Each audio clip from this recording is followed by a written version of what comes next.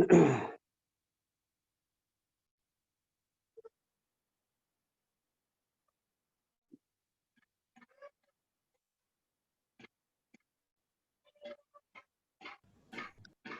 بالله من الشيطان الرجيم. بسم الله الرحمن الرحيم.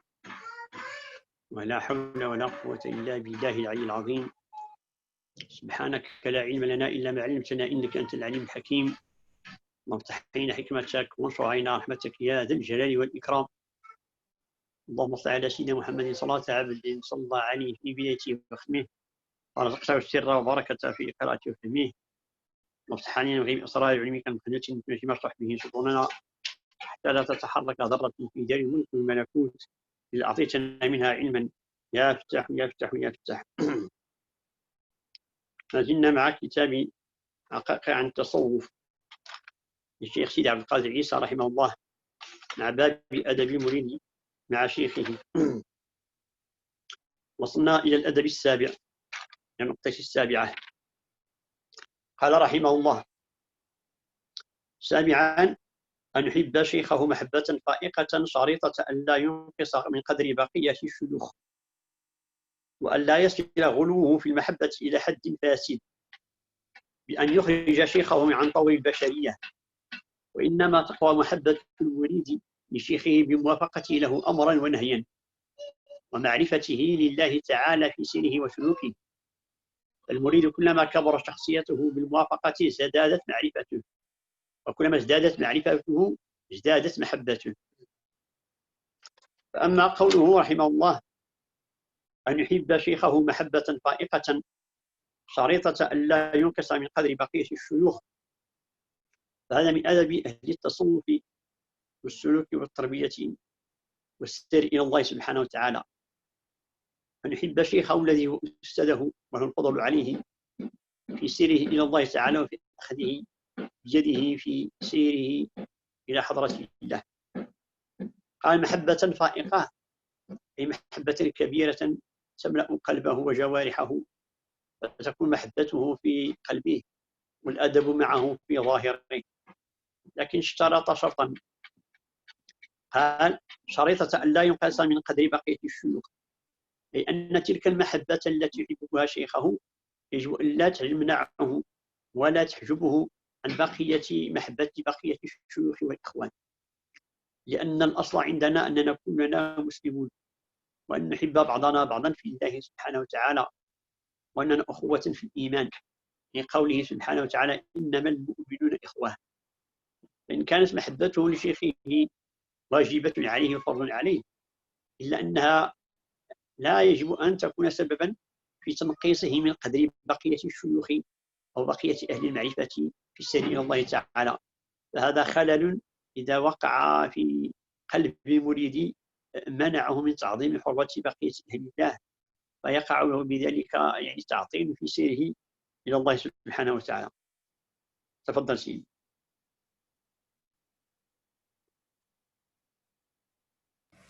بارك الله فيك، زاد الله فضلكم سيدي. بسم الله الرحمن الرحيم، صلى الله على سيدنا محمد وعلى آله وصحبه وسلم. We're still reading from the realities of Sufism from Sheikh Abdul Qadir Isa rahmatullah alayh.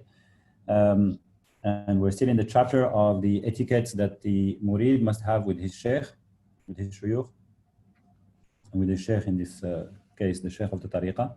And we read from page 88, this is the seventh adab, or the seventh etiquette that the murid must have. And here I read, he, as in the murid, must possess deep love for his sheikh, with the condition that his love for him does not result in belittling the status of other shuyukhs, of other sheikhs.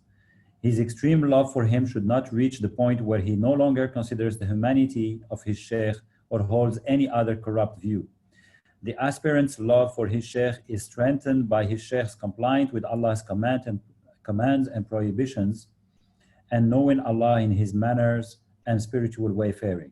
So each time his sheikh's personality is deemed grander, his compliance with him increases. With compliance, knowledge of him is increased, and with knowledge, love for him increases.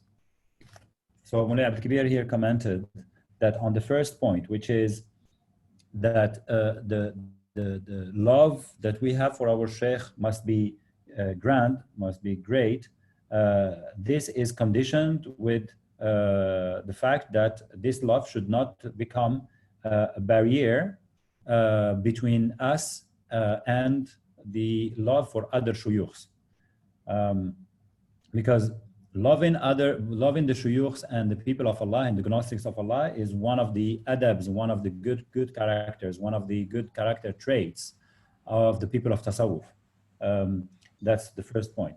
The second point, if loving other shuyukhs stems also from the fact that we must love each other's, we must love all the mu'mins, because we are supposed to consider all mu'mins as part of our iman, that we consider all mu'mins as brothers.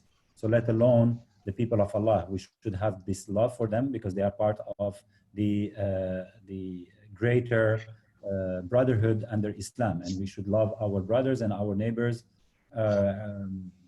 as part of one of the branches of one of the conditions of the iman, of proper iman. That's the second point.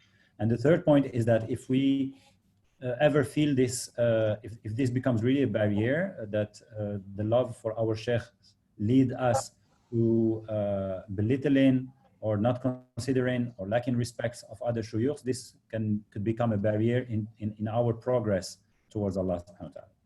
تفضل سيدي. نعم. ثم قال رحمه الله: وأن لا يصل غلوه في محبة إلى حد فاسد بأن يخرج شيخه عن طور البشرية. نعم، المحبة واجبة والتعظيم والأدب واجب، قال لكن لا يصل فيه الغلو، والغلو هو تجاوز الحد. الشيء إذا غال في شيء تجاوز الحد فيه، وكما يقولون الشيء إذا تجاوز حده انقلب إلى ضده. والأصل في ذلك أن المريد كما يقولون الصوفية التربية رضي الله عنهم، أن المريد أن يحب بقية الشيوخ، أن يجعل بقية الشيوخ كأعمامه ومريدهم كأبناء العمومة له، لم كلهم ينتمون إلى طريق واحد يجمعهم محبة وفي الله تعالى. قال هذه المحبة اللي هي واجبة، والتعظيم هو واجب، والأدب هو واجب، لكن لا يصل في ذلك إلى درجة الغلو في المحبة إلى حد فاسد. حد فاسد يعني سنقلب هذه المحبة إلى اعتقاد فاسد في القلب. قال بأن يخرج شيخه عن طور البشرية، كأن يعتقد في شيخه العصمة كما هي في الأنبياء والرسل والملائكة، أو يعتقد في شيخه صفة من صفات الألوهية وغير ذلك، اعتقاد فاسد، أو يعتقد في شيخه أنه أفضل من الجميع على الإطلاق وأن الباقون غير مساوون، وغير ذلك من الاعتقادات الفاسدة التي يجب أن لا تخطر على المريد وإلا تدخل إلى قلبه. بل يجب أن يكون المحبة بالاعتدال مبنية على شروط الكتاب والسنة، ولا غلو فيها، ولا يخرجه هذه محبة الشيخ لا تجعله يغالي في محبته، ذلك الغلو المذموم.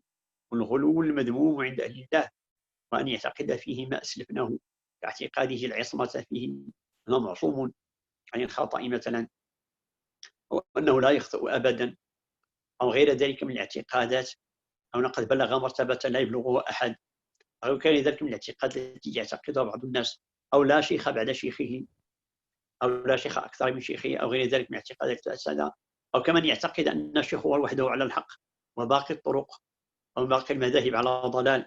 هذه اعتقادات فاسدة ينبغي أن يتجنبها المريد. نعم تفضل سيدي.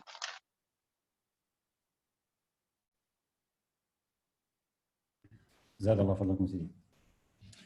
And then the second point that Sheikh Abdul Qadir Isa made is that the extreme love for the Sheikh should not reach the point where he no longer considers the humanity of his Sheikh or holds any other corrupt view. And here, the love, we said that the love for the Sheikh is something obligatory, is something mandatory, but it should not exceed or crosses a certain limit. And as there is a saying in Arabic that says that when something exceeds the limit or its natural limit, then we actually end up having the opposite results of what we were seeking, of the original intent or the original objective that we were pursuing through that particular thing. So we may end up receiving the opposite benefits, or the opposite, not the benefits in that case, the opposite result. That's one. So this, if the love exceeds that limit, it enters the realm of fasad, of corruptness. It becomes something corrupt. And the things that could make it corrupt is that if one starts believing that his sheikh, for example, has the isma, which is only the anbiya and the prophets have, which is that he's incapable of making a mistake or making a fault. That's one of the aspects of corruptness. Or for example, that generally he could go beyond, or doesn't respect the basic rules of the Quran and the Sunnah, or that he believes that maybe his sheikh has reached a level that no other has ever reached, or none other can ever reach. He believes that his sheikh is superior to all other shuyukhs. If that's the case, then this is contrary to the principles of the Ahl Tasawwuf, of people of the Tasawwuf, that consider all the shuyukhs as their uncles. So we must have respect and love to all of the shuyukhs. Our proper sheikh, we consider him as our spiritual father, and all the other shuyukhs, we consider them to be spiritual uncles. So if we start having this kind of corrupt beliefs in our heart, then this is something we should watch, and this is not of proper etiquette. تفضل سيدي. ثم قال رحمه الله: وإنما تقوى محبة المريد لشيخه بموافقته له أمرا ونهيا. يعني على قدر موافقة الشيخ فيما أمرنا به فيما يتعلق بالسلوك إلى الله سبحانه وتعالى، على تلك القاعدة المعلومة عندهم التي لا طاعة لمخلوق في معصية الخالق، على قدر موافقته لشيخه تقوى محبته له واتباعه له، لأن حقيقة المحبة هي الاتباع، هي الاتباع لقوله سبحانه وتعالى في حق رسول الله صلى الله عليه وسلم: قل إن كنتم تحبون الله فاتبعوني يحببكم الله. فكانت المتابعة والاقتداء والسير على نهج الشيخ هي عنوان محبته وعنوان تعظيمه والأدب معه. فلذلك قال: فتتقوى هذه المحبة وتتقوى هذه الرابطة القلبية على قدر موافقته لما أمر به ونهاه عنه شيخه في باب السلوك إلى الله سبحانه وتعالى. فذلك هو عنوان المحبة، لا ذلك الغلو المذموم كما أسلفناه. يعني على قدر غلوه فيه تكون محبته لا، وإنما محبتكم على هذا الأساس: متابعته في أمره فيما أمر به ونهاه عنه فيما يتعلق بالسلوك إلى الله تعالى. بذلك تتقوى هذه المحبة في قلب المريد، وتزيد الرابطة بينه وبين شيخه القلبية، فيحصل له الاستمداد الباطني من قلب شيخه إليه، فتسري تلك الأنوار، تلك المعارف التي في باطن شيخه تسري إليه على قدر موافقة محبته له. نعم، تفضل سيدي. The third etiquette, or the third advice of Sheikh Abdul Qadir Isa, is that the love of the aspirant for his sheikh is strengthened by his sheikh's compliance with Allah's command and prohibitions, and knowing Allah in his manners and spiritual wayfaring. Here what we are saying is that the love is actually, the strength of the love is proportional to our compliance with the commands or the instructions or the advices of our sheikh. Because the reality of love is that it's as the Quran says, and we mentioned the ayah, the reality of love is actually the degree of which we follow the ones that we say we're claiming that we love. And as the ayah in the Quran says, فإن كنتم تحبون الله فإن كنتم تحبون الله فاتبعوني يحببكم الله. فإن كنتم تحبون الله فاتبعوني يحببكم الله. So if you claim that you love Allah, so follow me, and then Allah will love you. That's on the tongue of the Prophet sallallahu alaihi wasallam. That's the ayah says that if you claim that you love Allah subhanahu wa ta'ala, then follow what the Prophet has commanded you to do. So similarly, if we claim that we love our Shaykh, then we must follow what he's saying. And the more we abide by the commands or the instructions or the advice of our shuyukh, the stronger the connection between our heart and the heart of the Shaykh, and the stronger, therefore, the connection that we will have with the silsila and the chain up to the Sayyidina Muhammad sallallahu alaihi wasallam and with Allah subhanahu wa ta'ala. So this is the meaning of this advice. ثم قال رحمه الله: ومعرفته لله تعالى في سيره وسلوكه. المريد كلما كبرت شخصيته بالموافقة ازدادت معرفته، وكلما ازدادت معرفته ازدادت محبته. أي إن المريد إذا كان في موافقة مع شيخه فيما أمر به ونهاه عنه في سير طريقه إلى الله سبحانه وتعالى، كلما وافقه في ذلك وأتم بأمره وانتهى عما نهى عنه ازدادت معرفته بالله تعالى. وكلما ازدادت معرفته بالله تعالى ازدادت محبته لشيخه، أنه على قدر ما تتسع دائرة معارفه على قدر ما تتسع دائرة محبته لشيخه. إنه كلما ازداد معرفة لله ازدادت معرفة بحق الشيخ وقدره عند الله تعالى، فهو مترابطان. فعلى قدر اتساع دائرة معرفته لله تعالى على قدر ارتفاع درجة على قدر ارتفاع علو درجة محبته لشيخه. كذلك قال: فالمريد كلما كبرت شخصيته بالموافقة، أي بموافقة شيخه، ازدادت معرفته لله سبحانه وتعالى. وكلما ازدادت معرفته بالله ازدادت محبته لشيخه. كذلك فهما مترابطان. كذلك على قدر المحبة تكون المعرفة، وعلى قدر المعرفة تكون المحبة. نعم، تفضل. زاد الله فضلكم سيدي. The fourth advice or the fourth statement is that when each time his sheikh's personality is deemed grander, his compliance with him increases, and with compliance knowledge of him is increased, and with knowledge love for him increases.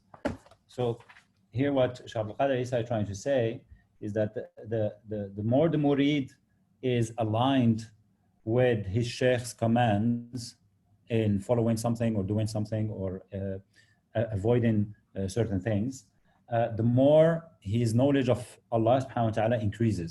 And the more the knowledge of Allah subhanahu wa ta'ala increases in the heart of the murid, the more his love then becomes greater for his sheikh.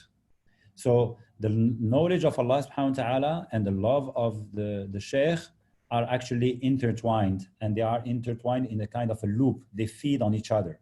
So the more we love our sheikh, the more the more we comply with our sheikh's instructions, the more we get to know Allah subhanahu wa ta'ala, and the more we get to know Allah subhanahu wa ta'ala, the more we love our sheikh. And therefore this is an extremely important kind of circle or a connection between the knowledge of Allah subhanahu wa ta'ala and the love of our sheikh. والأدب الثامن قال رحمه الله: عدم تطلعه إلى غير شيخه لئلا يتشتت قلبه بين شيخين.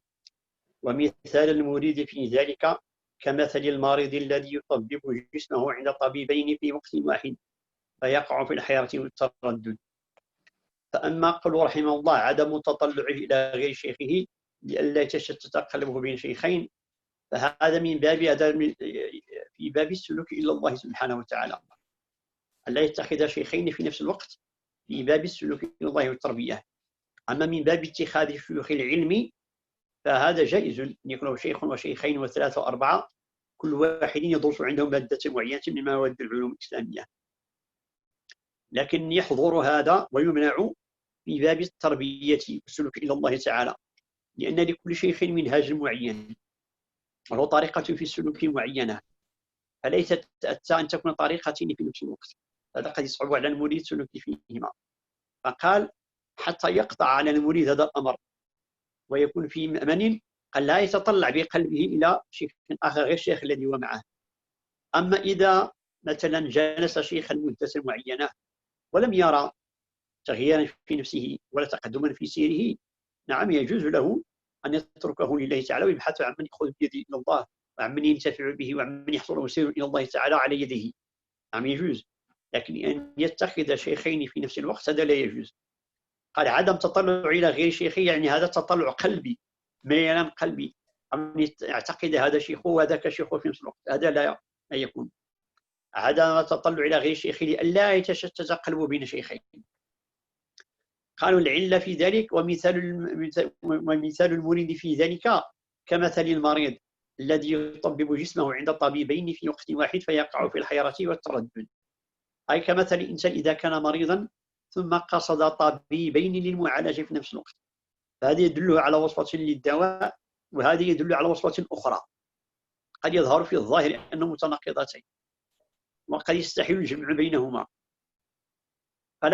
فيقع في التردد والحيرة، فلا يستطيع أن يستعمل هذه الوصفة ولا يستعمل الوصفة الأخرى، فيبقى في مرضه ولا ينتفع بصحبته الشيخين، بل يكتفي بصحبة شيخ واحد ويتبع الوصفة التي أعطاه إياها والسير الذي سار معه عليه، فإظهرت له النتيجة المرجوة من صفاء الباطن وتعلق بالله سبحانه وتعالى وتنوير سريرته فذاك هو. وإن لم يظهر له هذا يفارقه في الله كما كنا ويبحث عن من يأخذ بيده إلى الله سبحانه وتعالى. تفضل سيدي. زاد الله فضلكم. The eighth etiquette that Sheikh Abdul Qadir Isa here is recommending is that Murid should not be looking to other sheikhs of the path lest his heart is pulled between the two. The similitude of such an aspirant may be likened to that of a patient who seeks treatment with two doctors simultaneously, thereby becoming confused and indecisive. Mulay Abdul Kabir here mentions that this is one of the adab, one of the rules of the tariqah is that the murid should not be looking or should not be trying to follow two or more shuyukhs, because this is in the matters of suluk of the tariq towards Allah subhanahu wa ta'ala. But in the matters of knowledge, of course, we can benefit from the knowledge of many shuyukhs. But in the matters of tarbiyah, of spiritual education, one should have only one sheikh at any point, at any given time. Because the murids, if they follow more than one sheikh at a particular point of time, they may become confused because each sheikh has his own particular way of tarbiyah, of spiritual education. He has his own style, he has his own kind of advices and treatments. And most of the murids will not be able to walk on two different paths at the same time.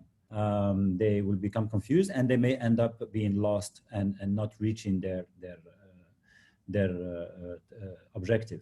And the comparison that Sheikh Abdul Qadir Isa draws is the one with, he uses often with the doctors. So if one is trying to get a treatment from more than one doctor, he may see that these treatments, he could perceive these treatments as contradictory, or sending him in different directions, or asking him to do different things that will confuse him, and therefore he may not get the benefit of this. However, if a murid, after following a particular sheikh, does not feel and does not see and does not observe any progress on the path, it's perfectly okay that he leaves that particular sheikh in the matters of tarbiyah in a very respectful and loving manner, and then chooses another sheikh and follows follow another sheikh. That's perfectly okay. But at any point of time, one should have only one sheikh. تفضلوا سيدي. نعم سيدي. هذه 8 آداب التي ذكرها الشيخ سيدي عبد القادر عيسى بآداب وسماها بالآداب الباطنية، الآداب القلبية يجب أن تتحلى بها قلب المريد وتكون المريد يسلك بها قلبيا. فهذه ختام 8 آداب يكون ختام المجلس إن شاء الله، وسننتقل الآداب الظاهرة التي أدب الجوارح والمجالسة إلى ذلك.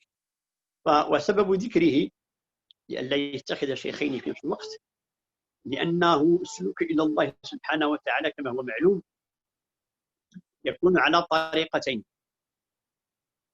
هناك قسم من الشيوخ أهل التربية الإرشاد يبدأون بإصلاح القلب، ثم من بعده تنصلح الجوارح تبعا له. هذه طريقة في السلوك، يعتمدون على إصلاح القلب، ثم بعد ذلك تنصلح الجوارح اتباعا له. وهناك طريقة أخرى في السلوك إلى الله تبدأ بإصلاح الجوارح، فبإصلاح الجوارح يتنور القلب. هذه طريقتين يعتمدان في السلوك. فإن مثلا تلميذ أو مريد قصد شيخين، ولكل شيخ طريقة في السلوك، فيقع في الحيرة في التردد إذا أمر هذا بأمر وإذا نهى عن نهي. الذين يعتمدون طريقة السير الباطني من تطهير القلب وتنويره وتحققه بمقامات وبأخلاق الباطنية، يعتمدون في منهجهم ومنطلق سلوكهم قول النبي صلى الله عليه وسلم: ألا وإن في الجسد مضغة إذا صلحت صلح سائر الجسد وإذا فسد فسد سائر الجسد، ألا وهي القلب. فقالوا إذن القلب هو محل الأعمال والنيات، ومحل الأعمال والنيات، والقلب هو أصلها. فتوجهوا إلى إصلاح قلوبهم بنفي الأخلاق المذمومة عنها من الكبر والحسد والرياء وسائر الأخلاق المذمومة، واشتغلوا بحراسة قلوبهم عن الخواطر والوساوس الردية. قالوا إن إذا انصلح القلب فتنصلح سائر الجوارح، وهو سلطان الأعضاء. هذه طائفة ومذهب ومنهاج في السلوك إلى الله تعالى. والطائفة الأخرى من أهل تربية السلوك انطلقوا من قول ربنا سبحانه وتعالى في الحديث القدسي: وما زال عبدي يتقرب إلي بالنوافل حتى أحبه، فإذا أحببته كنت سمعه الذي يسمع به، وبصره الذي يبصر به، ورجله التي يمشي بها، ورجله التي يمشي بها، ويده التي يبطش إلى غير ذلك لتمام الحديث. فقالوا إذن بما أن الله تعالى أحالنا إلى الأعمال الظاهرة وجعلها سببا لتنوير القلب، فهم يشتغلون بإصلاح الجوارح الظاهرة، غض البصر وغض السمع عن ما لا يليق، واليد والرجل وغير ذلك، وإقامة النوافل والاجتهاد فيها.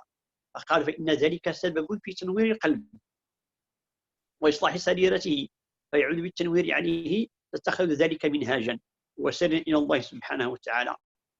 الذي حذر منه الشيخ أن المريد لا يسلك على يد شيخين في نفس الوقت، قد يكون أحدهما من أهل السير القلب، وقد يكون أحدهما يعتمد إصلاح الجوارح الظاهرة أولا، فأيهما يتبع وبأي من يأتمر عن أي نهي ينتهي إذا أمر كل واحد بما قد يناقض الآخر في بعض الأحيان. فلهذا نهى أن يكون يعني السير على شيخين في نفس الوقت، بينما يكتفى بشيخ واحد فهو أفضل والأولى. نعم سيدي، وبهذا نكون قد ختمنا المجلس هذا إن شاء الله بحول الله اليوم إن شاء الله بحول الله. تفضل. زاد الله فضلكم سيدي. So before we conclude, Mulay Abdul Kabir here gave an additional explanation or an additional reason why a murid should avoid following two shuyukhs in matters of tarbiyah at the same time. And one important reason is that stems from the fact that we must know that there are two ways or there are two styles of tarbiyah. The first style is a style that focuses first on fixing the heart of the murid, then through the treatment of the heart, the effect of this becomes then visible outwardly. Then the limbs and the outward behavior of the murid becomes also healthier. That's one way. The second way of tarbiyah is that we first try to fix the outward aspects, and through that, then we hopefully get the results that the heart becomes also cleaner. Now, the first school, those are two different schools of tarbiyah in tasawwuf. The first school is basing their methodology on the hadith of Sayyidina Muhammad sallallahu alaihi wasallam that says that verily there is in the body of a human being there is a piece of flesh or a small piece that if it becomes clean, then all the rest of the body gets clean. And this little piece of flesh is the heart. So they use this. This is like the basic of their methodology. So they say, then therefore, we should first work on the heart. And then when the heart gets cleansed, then the effect of it will be seen outwardly. Then all the rest of the actions and the behavior and the attitude of the murid will become in adequation with how the heart, the cleanliness of the heart. The second school is based in their methodology on the hadith Qudsi from Allah subhanahu wa ta'ala that says that verily the more the abd, the more the slave come close to me through nawafil, through optional actions of worship and good deeds, the more he tries to come close to me through these actions, these optional actions, nawafil and good deeds, the more my love to him increases until I become his eyes with which he sees and his hands with which he holds and so on and so forth, the famous hadith Qudsi. So this second school, they said, okay, since Allah subhanahu wa ta'ala gave us this hadith, then therefore we should encourage and advise the murids to first work on outward actions. And the more they are in sync in their outward actions with what Allah subhanahu wa ta'ala has said, whether it's lowering the gaze or doing extra prayers or doing sadaqat and so on and so forth, all the good outward actions, these will eventually affect the heart and will eventually cleanse the heart, because those are the doors to the heart. The heart has the doors to which we access are the external outward aspects and windows and access gates. So these are the two ways, and these are perfectly fine. Now, if a murid follows two sheikhs and one of them is following one school, the other one is following the other one, then he will get confused. He will not know, okay, should I focus first on my heart and cleanse my heart, or should I focus first on outward actions? Then he may get confused. So this is one of the reasons why the shuyukhs discourage murids from following two different mashayikhs. So with this, we conclude today's class, and we have concluded then the 8 etiquettes that Sheikh Abdul Qadir Isa has listed in terms of etiquettes that are related to the inward aspects, so the matters of the heart, the things that we should feel inside us when we're taking a bay'ah with the Sheikh. And inshallah, starting next week, we will start the outward type of etiquettes, inshallah, bihawlillah. تفضلوا سيدي. نعم إن شاء الله بحول الله. سمع المخوي إن شاء الله نبتدئ في الأدب الظاهرة كما أو الأدب الجوارح كما يكون عليها إن شاء الله. يعني إن شاء الله ننتقل إلى القصيدة نختم مجلسنا إن شاء الله.